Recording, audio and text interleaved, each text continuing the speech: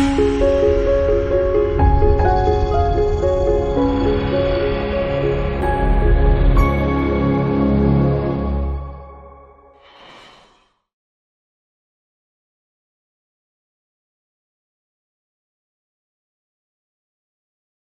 Friends, my name is Bilal Ali and welcome to the Macmillan education India channel. और आज मैं आपको इस वीडियो में बताऊंगा that how to study smartly.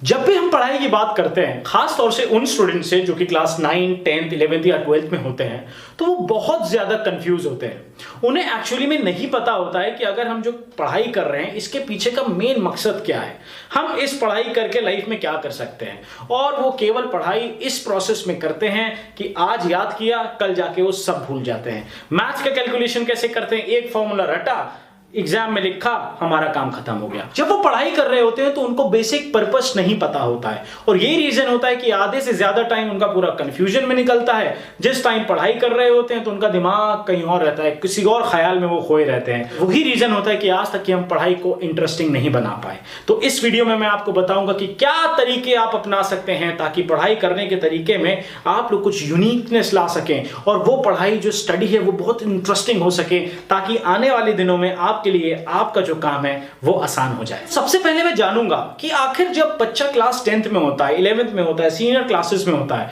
तो उसका पढ़ाई में मन क्यों नहीं लगता है। तो उसका जो सबसे पहला रीजन है that is having a poor base.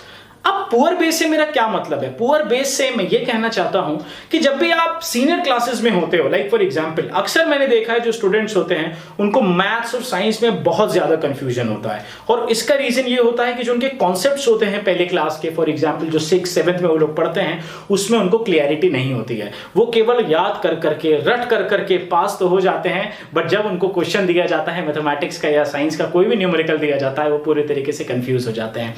तो उस पॉइंट ऑफ टाइम पे what you have to do, सबसे पहले आपको अपना बेसिक्स इंप्रूव करने हैं। अनलेस एंड अनटिल आपका बेस मजबूत नहीं है ना, आप आगे अच्छा नहीं कर पाओगे। और बेसिक्स एक ऐसी चीज होते हैं माय डियर फ्रेंड्स जिसको कभी भी स्किप नहीं करना चाहिए। जाहिर सी बात है, अगर मेरे बेसिक्स, मेरे कॉन्सेप्ट्स क्लियर नहीं है, अगर आज जो मैं आपसे मैसेज देना चाहता हूं, अगर वही मुझे पता नहीं होगा कि मैं आपसे क्या बात करना चाहता हूं, तो क्या मैं एक अच्छी वीडियो बना पाऊंगा? एग्जैक्टली नहीं बना पाऊंगा। So you have to be very very careful while clarifying your basics, ताकि जो आपकी आने वाली क्लासेस हैं, जो आपके लिए आने वाला जो एक बहुत बड़ा एग्जाम है जो आपके लिए अवेट कर रहा है, वो आप सक्सेसफुल तरीके से क्लियर कर सको। दूसरी जो चीज आती है that is lack of ambition and goals. ये एक बहुत बड़ा रीजन है guys. If I am speaking in front of you, why am I speaking? Because I am a speaker, I want to be good. मैं चाहता हूं कि आप मुझे सुनो। This is my basic intention, और यही रीजन है कि मैं अपने कंटेंट पे वर्क करता हूं, because this is my ambition for my life. In the same manner, आपका एम्बिशन क्या है, आपका गोल क्या है? आप जब तक पढ़ाई में इंटरेस्टेड नहीं हो सकते हो जब तक आपके पास एम्बिशन नहीं है। अगर सिंपल तरीके से मैं बताऊं, अगर आपको भूख लगेगी जब भी तो आप खाना खाओगे ना, वरना खाना क्यों खाओगे जब तक आपको भूख नहीं लगेगी। इन द सेम मैनर आप पढ़ाई भी जब भी करोगे जब आपके पास गोल होगा, जब आपको पता होगा कि यार मुझे लाइफ में क्या करना है, जब भी तो आप इंटरेस्टिंगली आज जो आपके पास बेसिक्स हैं, जो आपके कॉन्सेप्ट्स हैं, जो आपके टॉपिक्स हैं, आप जब भी इंटरेस्ट होके पढ़ेंगे। ज्यादातर स्टूडेंट्स के साथ में देखता हूं कि उनके पास लाइफ बहुत ही कंफ्यूजिंग है, उन्हें नहीं पता मुझे लाइफ में क्या करना है। वो सिंपल क्लास में बैठे होते हैं, सोच रहे होते हैं यार ये क्या चल रहा है, क्यों चल रहा है, टीचर मुझे क्या समझा रहा है, टीचर आपको नहीं समझ पाता है, आप टीचर को नहीं समझ पाते हो। ये कंफ्यूजन वाली जो प्रक्रिया है ना, ये कंफ्यूजन वाली प्रक्रिया आप लोग को और ज्यादा कंफ्यूज कर देती है, और उसका जो बेसिक रीजन है and that is you don't have goals in your life. जिस दिन आपकी लाइफ में लक्ष्य आ गया ना, ट्रस्ट मी, चीजें आप खुद करेंगे, खुद इंटरेस्टिंग होके करेंगे, खुद आप इनिशिएट होके चीजों को करोगे।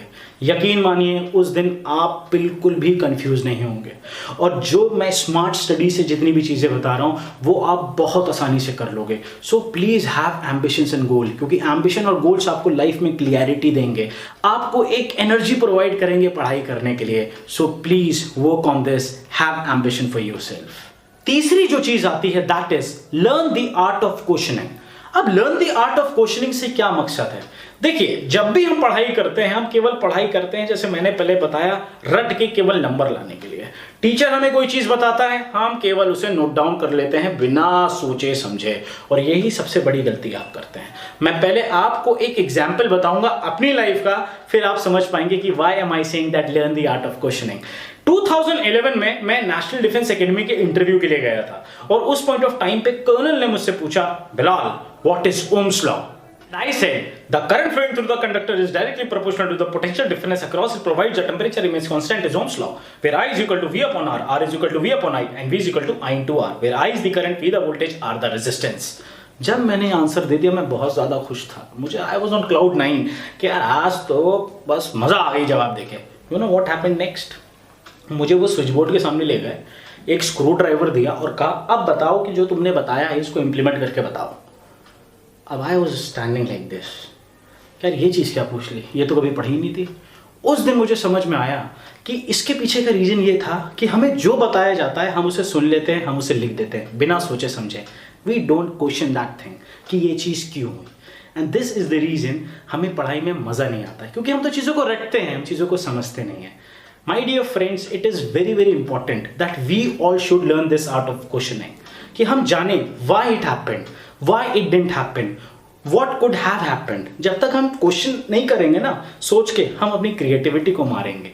And it's very very important जब भी हम पढ़ाई करते हैं कि हम अपनी क्रिएटिविटी को बूस्ट करें, क्योंकि आज जो दुनिया है, जो ये वर्ल्ड है, जब आप 12th के बाद जाते हो आपसे बहुत ज़्यादा एक्सपेक्ट करता है, और वो जो एक्सपेक्टेशन आप जब भी फुलफिल कर सकते हैं जब आपके पास राइट सेट ऑफ क्वालिटीज़ होंगे।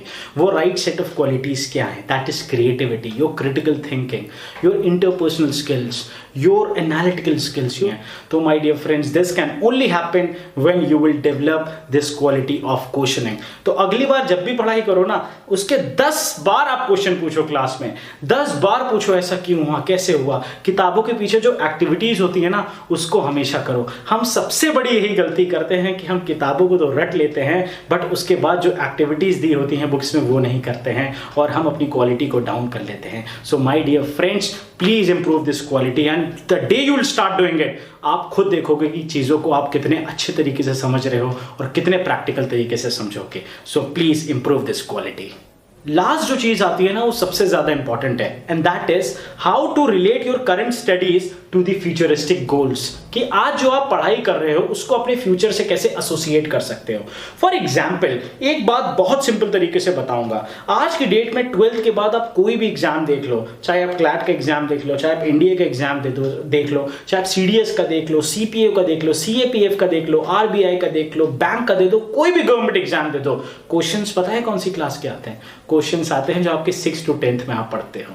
वही सिंपल क्वेश्चंस होते हैं आपके मैथमेटिक्स के, आपके इंग्लिश के, आपके GK के, जो सारी चीज़ें आप पढ़ते हो। और यकीन मानिए उस पॉइंट ऑफ टाइम पे आज की डेट में कितने ऐसे स्टूडेंट्स हैं जो अलग अलग मेट्रो सिटीज़ में जाके कोचिंग्स में लाखों पैसे देते हैं केवल इन चीज़ों को पढ़ने के लिए।